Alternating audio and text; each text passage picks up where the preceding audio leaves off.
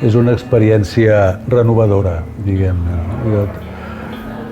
No sé per què tinc la sensació que res tornarà a ser el mateix, tampoc assajar, tampoc treballar, tampoc significa el mateix tornar a treballar després d'haver-ho perdut durant tants mesos.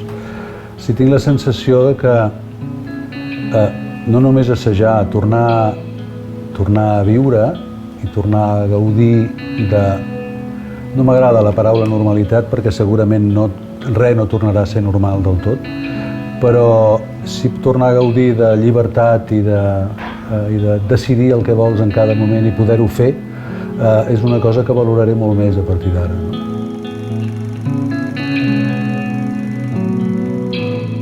El meu personatge és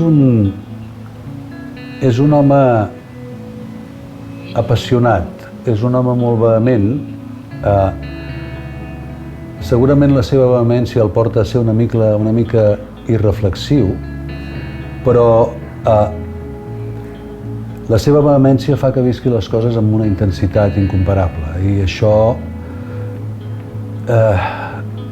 jo, Abel, ho envejo una mica a vegades, no? Perquè penso, la gent que és capaç de viure amb aquest entusiasme i aquesta vehemència, quan creuen en una cosa, s'hi entreguen fins al final, trobo que viuen algunes coses que després potser surten bé, malament, és igual, però viuen les coses d'una manera que els fan ser éssers humans molt rics.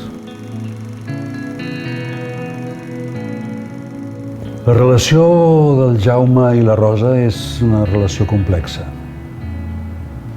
El Jordi Casanovas ens ha regalat un material literari d'un gran nivell perquè són personatges que no tenen una sola capa, en tenen moltes, i aquestes moltes capes fan que la relació sigui complexa i que és una relació que moltes vegades a la història no ha estat del tot satisfactòria i això ha anat acumulant una sèrie de petits inconvenients en aquesta relació que fa que sigui una relació difícil.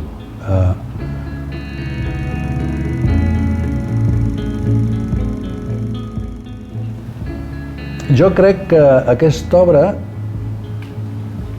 l'haurien de viure tots els catalans que d'una manera o altra van ser a Catalunya durant l'any 2017, 2018, 2019 al voltant de